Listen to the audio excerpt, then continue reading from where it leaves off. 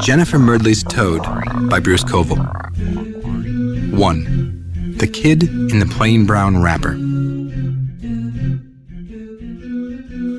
If Jennifer Murdley hadn't been forced to wear her brother's underpants to school, the whole thing might never have happened. But when she walked into the laundry room on the morning of October 13th, she found her father pouring liquid detergent onto a load of clothes that included every pair of underwear she owned. Dad, wait!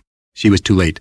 The tub was filling, her underwear was soggy and soapy, and there was no chance of getting any of it dry before she had to leave for school. Don't worry, said Mr. Murdley, holding up a stack of neatly folded underpants. You can wear a pair of these. You have got to be kidding. Those belong to Skippy. The conversation that followed wasn't pretty. The bottom line had been that Jennifer was going to school, and she was going to wear underwear, even if it did belong to her brother. Although she promised Skippy to keep it a secret, Jennifer confided the embarrassing truth to one person, her best friend, Ellen. Ellen, not unnaturally, thought it was funny. So she told Annette. Annette told Maya. Maya told Shara. And Shara, as could have been expected, told the world. By recess, every boy in the 5th grade knew Jennifer's secret. They chased her around the playground chanting, Jennifer Murdley went to France, wearing her brother's underpants. While Shara and her friends stood in a circle, giggling and pointing. As if that weren't bad enough, when Jennifer passed Skippy in the hallway later that day, as her class was leaving art and his was entering, he hissed, You die, creepazoid.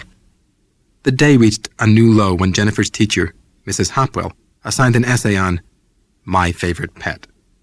Jennifer had 4 problems with the essay. First, she still hadn't finished her last writing assignment, a report on Smoky Hollow's only tourist attraction, the Applegate Folk Museum. In fact, she was supposed to visit the museum that afternoon for some final research. Second, the new topic just didn't interest her. It wasn't that she didn't like writing. Jennifer loved to write. She just hated wasting her time on stuff that didn't come from inside her. Third, she didn't even have a pet, which was one of the things that made the topic so uninteresting. Fourth, and most painful, was the fact that the topic itself had prompted Shara to whisper loudly, I bet Jennifer has a pet horse. Why else would she be wearing jockey shorts? Which had led Jimmy Cortez to crack, Jennifer doesn't own a horse. She just looks like one. Jennifer hadn't cried. She hadn't let herself. By now she was used to remarks about her looks. I'm just the kid in the plain brown wrapper. She told herself on good days. So ordinary, no one notices me at all. But on bad days, like today, she was convinced that everyone did notice the pudgy cheeks, small eyes, and clump of a nose that made her hate her own looks so much. She couldn't wait for school to end so she could head for the folk museum, though the fact that the point of this visit was research for an overdue assignment made the trip less enjoyable than usual. Still, the museum was one of her favorite places. She loved the ever-changing displays of folk art, the huge collection of apple dolls, the handmade stick brooms, and best of all, the collection of books that covered everything from local legends to folklore from around the world. More than that, when Jennifer was at the folk museum, she felt safe in a way she rarely did, as if it was a place removed from everyday worries and fears. And this afternoon she wanted to feel safe. When the final bell rang, Jennifer slipped away from school fast enough to avoid any more teasing, then ran the 7 blocks to the museum. After a pause to catch her breath, she opened the door and stepped inside. Once past the mirror in the foyer, Jennifer hated mirrors. It was easy to forget the outside world in the beautiful old house the Applegate family had donated to the people of Smoky Hollow. The museum was still run by old Miss Applegate, the only living member of the family. Jennifer always felt kind of sorry for the woman. With her bulgy eyes and squat figure, she was truly unattractive. But she was also somewhat reassuring, since Jennifer was always able to look at her and think, At least I don't look that bad. Except, in her heart, she suspected that she did. Hello, dear, said Miss Applegate when she spotted Jennifer. She smiled. Jennifer smiled back. Miss Applegate had become a special friend over the last year. When Miss Applegate announced that it was closing time, Jennifer was shocked to realize that she was nowhere near finished with her research. Her problem was that the material was so interesting, she kept getting carried away and reading far past the relevant sections. Don't worry, dear. I'm coming in to do some extra work on Saturday morning. You can finish up then. Since the museum was closed on Saturdays, this was a real privilege. Thanks. Said Jennifer as she tucked her pencils and notebooks into her backpack. Jennifer was so pleased with her trip to the museum that she almost forgot the underwear fiasco until she reached the corner of Oak and Main, where Shara was hanging out with a group of her friends. Hey, it's Underwear Woman! Cried one of them. Oh, shut up. Said Jennifer, who had had all the teasing she could stand for one day. At least I'm wearing some. I bet she's not. Cried Shara. I bet she's lying. Let's find out. Immediately, 4 girls lunged at Jennifer, who turned and ran for all she was worth. From a distance, she could hear Shara urging the others to chase her. Shara was too dignified to run herself, of course. She would wait until the others caught Jennifer, and then lead whatever torture came next. I've got to get out of here, thought Jennifer desperately as she cut a sharp right onto Beach Street. Halfway down the street, she shot into a driveway. Darting behind the house, she raced through several backyards, out past another house, and between a pair of small mountain ash trees. When she stopped to catch her breath, she realized she was on a street she had never seen before. That made her slightly nervous, since she thought she knew all the streets in Smoky Hollow. She listened to see if Shara's gang was still after her. Silence. That was a relief. Her heart still pounding from the chase, Jennifer walked on. It was only when she was halfway to the end of the street that she noticed the little shop. Elives Magic Supplies. S.H. Elives. Prop. Read the old-fashioned letters on the window. Jennifer felt a tickle of nervousness. She had a sense that something strange was about to happen. Something special. Maybe something she could write about. Not for Mrs. Hopwell, but for herself, just because she wanted to, which was the best kind of writing anyway. She looked around. The street was deserted. After a moment of hesitation, she slipped into the shop. It was wonderful. A fascinating display of Chinese rings, top hats, oversized cards, and other magician's equipment hung from the walls, lay scattered on the shelves, and sat crammed in big display cases. Moving aside a chain of jewel-colored silk scarves, Jennifer ran her fingers over a dark wooden box that had a dragon carved deep into its surface. She was turning to examine the much bigger box nearby, clearly made for sawing people in half, when she noticed the wall lined with cages. Most of the cages held doves and rabbits. For pulling out of hats, she guessed. But some of the cages had far more interesting animals. Lizards, snakes, toads, and bats. Beyond the wall of cages was one more animal, a stuffed owl that sat perched on the huge, old-fashioned cash register at the back of the room.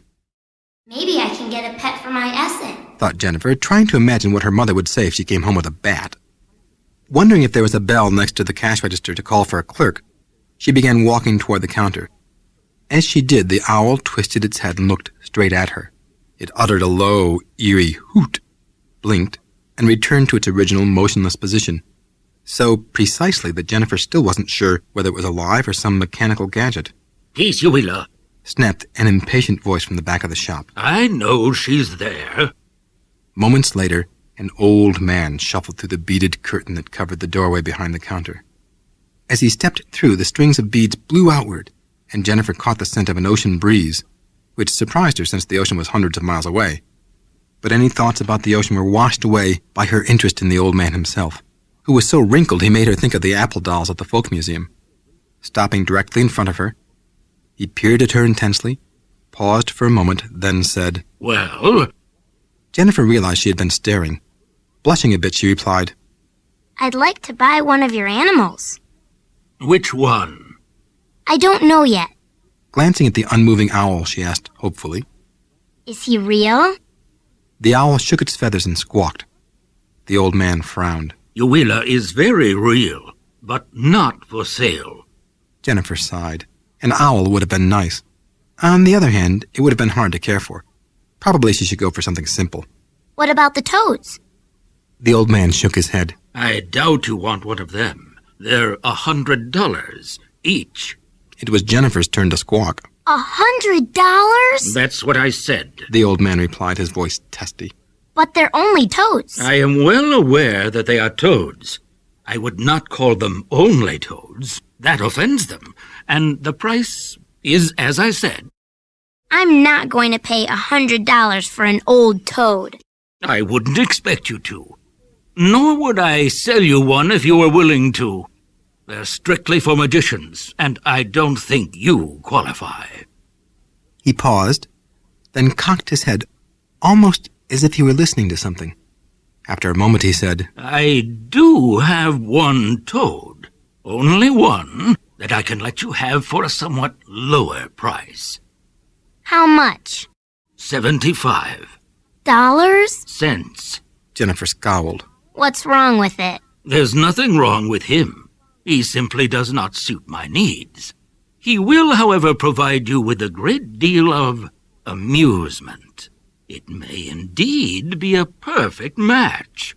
Something about the way the old man said this struck Jennifer as odd. She had an uneasy feeling that he was making fun of her, yet there was no trace of a smile on his face. What do you mean? Why will he be perfect for me? The old man shrugged. No one comes into this shop by accident, He said, as if that explained things. Jennifer hesitated. The old man, Mr. Elives, she assumed, was clearly a wacko. But the toad might be just right for her essay, and she could always get rid of him after she was done writing. Okay, I'll take him. Don't you want to see him first? Why? A toad is a toad, right? Now the old man did smile. That's why I wouldn't sell you one of the others. Then he looked her straight in the eye and said, Stay here. I'll be back in a moment. Turning, he shuffled back through the strings of beads. Jennifer tried to move, but her legs felt as if they had been frozen to the floor. She was about to yell for help when the old man returned. He was carrying a small cage in his wrinkled hands. Inside the cage was a huge toad. Mr. Elives put the cage on the counter. This is Bufo. Jennifer found she could shift her feet again. Bufo? Mr. Elives scowled. Yes, Bufo. Do you want him or not? Something about the old man's voice told Jennifer that if she knew what was good for her, she would want the toad. Digging her change purse out of her backpack, she extracted 3 quarters and handed them to the old man. Good, said Mr. Elives. He rang up the sale on the ancient cash register, then took a cardboard box from beneath the counter. Lifting Bufo from his cage, he deposited him in the box. He locked the box's top flaps together. Air holes had already been cut in the top and sides. Jennifer expected him to hand her the box. Instead, he held out a carefully folded piece of paper. Hesitantly, Jennifer took hold of it. The old man didn't let go. He just stared directly into her eyes. Jennifer wanted to turn her gaze away, but her eyes seemed to be locked in place. Read this paper carefully. Pay close attention to what it says, and take good care of this toad. If you don't, you'll have me to answer to. Jennifer shivered. She tried to take the paper, but Mr. Elives still wouldn't let go of it. Did you hear me? Wide-eyed, Jennifer nodded. Good. Releasing his hold on the paper, he pushed the box toward her. Take the side door. It will get you home more quickly. Grabbing the box, Jennifer shot out the side door. To her astonishment, she found herself back on High Street. For a moment, she wondered if it had all been a dream. Then she realized that she was still carrying the box and the paper, so it was no dream. What's going on here? She asked aloud. You got me, kid, Croaked a gravelly voice from inside the box.